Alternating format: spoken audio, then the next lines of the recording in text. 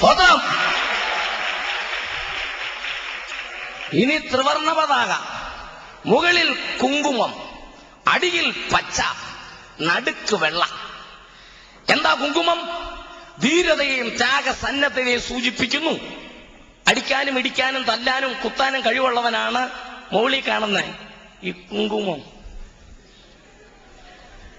ഈ താഴെ കാണുന്ന പച്ച അതല്ല, അത് സസ്യസമ്പൂർണമായ ഭാരതഭൂമിയുടെ ഐശ്വര്യത്തെ സൂചിപ്പിക്കും. എന്ന് പറഞ്ഞാൽ ഇച്ചിരി കാശും പുത്തനും ഒക്കെ ഉള്ള ആൾക്കാരാ പച്ച. പിടി കിട്ടിയോ?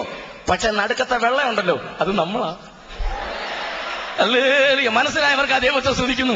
വെള്ള നടുക്ക് വന്നതിനാൽ ദൈവത്തെ വാഴ്ത്തുകയാണ്. ദേശീയ പതാകയുടെ നടുക്ക് വെള്ള കൊണ്ടുവന്ന എന്റെ ദൈവത്തിന് സ്തോത്രം. വെള്ള കൊണ്ടുവന്ന എന്റെ ദൈവത്തിന് സ്തോത്രം. തീർന്നില്ല. ഈ ചക്രം ഉണ്ടല്ലോ, ഈ അധികാരത്തിന്റെ ചിഹ്നം അശോകചക്രം, അത് വെള്ളയല്ല.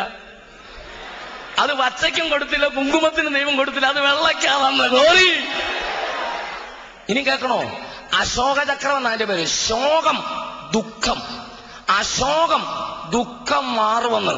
അപ്പോൾ ദുഃഖം മാറണമെങ്കിൽ വെള്ള വരണം. നീ പച്ചയാണേലും വരണം, കുങ്കുമമാണേലും ദുഃഖം മാറണേ വെള്ള വരണം. ഹല്ലേലൂയ.